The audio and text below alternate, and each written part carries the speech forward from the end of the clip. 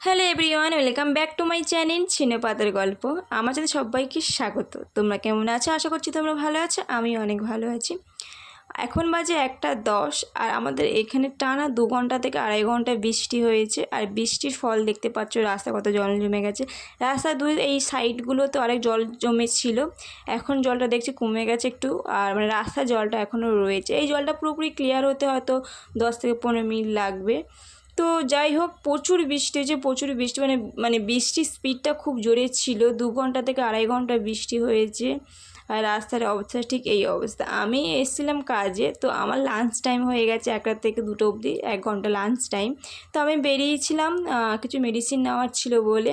আর বেরিয়ে এসে দেখছি রাস্তার অবস্থাটা ঠিক এই।